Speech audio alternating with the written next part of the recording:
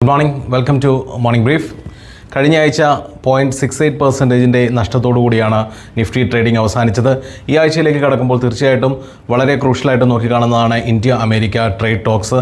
അത് ഇപ്പോഴും നടന്നുകൊണ്ടിരിക്കുകയാണ്. കൃത്യമായ ഒരു ഫൈനലൈസേഷൻ എത്തിച്ചേർന്നിട്ടില്ല.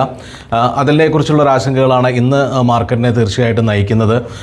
ജൂലൈ 9 എല്ലാ രാജ്യങ്ങളുമായിട്ടും US പ്രഖ്യാപിച്ചിട്ടുള്ള മൊറട്ടോറിയത്തിൻ്റെ അവസാന ഡേറ്റ്. അത് കഴിഞ്ഞാൽ ഓഗസ്റ്റ് 1 പുതിയ താരിഫ് റേറ്റ് നിലവിൽ വരുമെന്ന് ഓൾറെഡി ഒരു സൂചന നൽകി കഴിഞ്ഞു. അപ്പോൾ ഇന്ത്യയുമായിട്ടുള്ള ചർച്ചകൾ തുടർന്നുകൊണ്ടിരിക്കുന്നു.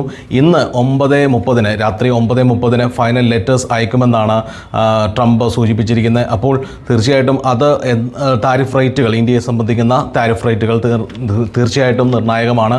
അതിനെക്കുറിച്ചുള്ള ആശങ്കകളും നമുക്ക് അടുത്ത ദിവസങ്ങളിൽ മാർക്കറ്റിൽ റിഫ്ലക്റ്റ് ചെയ്യുന്നതായിരിക്കും. തീർച്ചയായിട്ടും ഇന്ന് ടേക്ക് ഓവേഴ്സ് നോക്കുകയാണെങ്കിൽ നിഫ്റ്റി 27 പോയിൻറ്റ്സ് മൈനസ് ആയിട്ടാണ് ട്രേഡ് ചെയ്തുകൊണ്ടിരിക്കുന്നത്. അതോടൊപ്പം തന്നെ US ഫ്യൂച്ചേഴ്സ് എന്ന ഒരു 0.37% ലോവറായിട്ടാണ് ട്രേഡ് ചെയ്യുന്നത്. ഏഷ്യൻ മാർക്കറ്റ് എല്ലാം തന്നെ ഒരു ഫ്ലാറ്റ് റേഞ്ചിലാണ് നിൽക്കുന്നത്. ഹാങ്സെങ്ങും നിക്കിയും 0.5% മൈനസ് ആയിട്ടാണ് ട്രേഡിംഗ് നടന്നുകൊണ്ടിരിക്കുന്നത്. അപ്പോൾ ഒരു ഓവറോൾ ഒരു സെൻറ്റിമെൻറ്റ്സ് ഒരു നെഗറ്റീവ് റേഞ്ചിലാണ് നിൽക്കുന്നത്. ഈ ആഴ്ച തീർച്ചയായിട്ടും മറ്റ് ഡാറ്റാസ് നമ്മൾ വാച്ച് ചെയ്യേണ്ടതുണ്ട്. ചൈനയുടെ ഇൻഫ്ലേഷൻ ഡാറ്റ ഈ ആഴ്ച വരുന്നുണ്ട്. അതോടൊപ്പം തന്നെ FOMCയുടെ മിനിറ്റും